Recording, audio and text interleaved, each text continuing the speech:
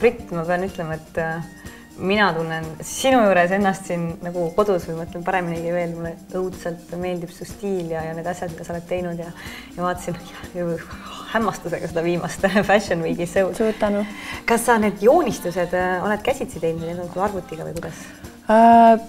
Ei, ma joonistan jah, käsitsi tintenpenni ja paberiga. Ja lihtne tüdruk oled. Lihtne tüdruk, jah.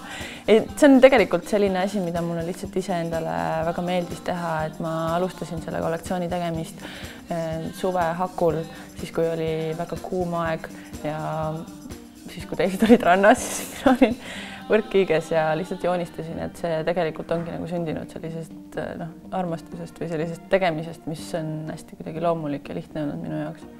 Kuidas see visuaal sul sündis, et tegelikult see on nii, et kui sa võib-olla alguses tähele ei panegi, tundub hästi selline kerge ja õhuline, selline liblikalik ja siis kui sa vaatad, et sul on seal tegelikult selline anatoomia ja koljud isegi mingites piltides peidus, siis tekitab võib-olla küsimärke. Jah, eelmine kollektsioon oli mul suhteliselt geomeetriline, isegi mitte suhteliselt, vaid nagu konkreetselt oligi väga geomeetriline. Ja siis, kui sa ühte asja midagi väga kaua teed, siis sageli tekib selline tüdimus, et mingil hetkel sel momendil, kui see kollektsioon reaalselt lavale jõuab, siis disaineril endal on sellest nagu, ütleme nii, et kopp ees. Ja siis ongi selline vahepealne periood, mingisugune lõõgastumine ja siis tekib selline uue asja otsimise moment. Ja mõnikord ma olen üsna teadlikult otsinud mingisugust sellist suunda või et kui ma panen endal seda moodboardi ja seda kollektsiooni kokku, siis ma mõtlen tegelikult üsna teadlikult läbi, et milliseid meeleolusid või milliseid elemente ma tahaksin seal kasutada. Aga samas see teadlik pool ikkagi ristub ka selle emotsionaalsega, ehk siis ma üritan ennast kuulata ja mõelda selle peale, et mis mulle näiteks endale parasjagu meeldib või imponeerib. Ja tol hetkel mingil põhjusel olid need beežid toonid ja sellised beežid pruunikad toonid, selline mingi naturaalsus ja mingisugune selline ma ei oska öelda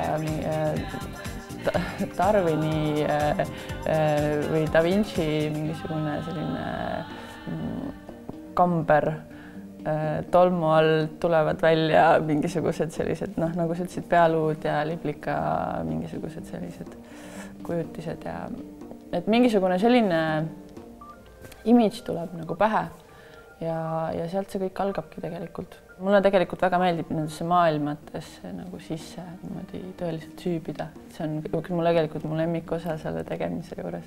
See tegemine, mitte niivõrd see show ja kõik see, mis pärast show ja valmis tulemus, las need allavad, aga seal peasid teha saada. Jah, et see tegemine on tegelikult jah, et ma pean ütlema mu lemmikasi. Kuidas sa sattusid sellise stiili peale? Ma otsisin tegelikult jah endale ka midagi sellist, et mis tõesti erutaks mind piisavalt pikalt ja piisavalt kaua, et mul ei tekiks sellist tunnet, et ma pidevalt küsin enda käest, et miks ma seda üldse teen või mis mõte sellel üldse on.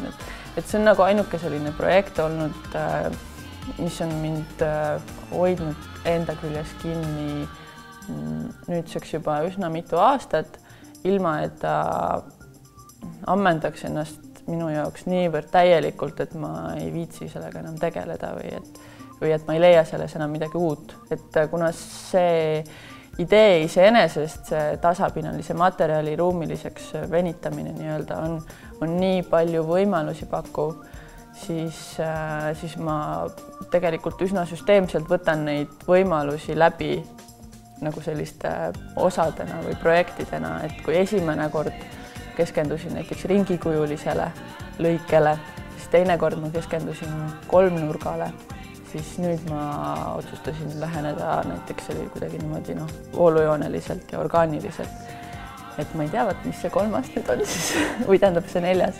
Et ma ise tegelikult vaikselt juba mõtlen selle uue asja peale, et niimoodi see nagu läheb hästi niimoodi loomulikult, et siin ei olegi. Ma arvan, et loomulikult sündinud asjad on kõik õigemad asjad.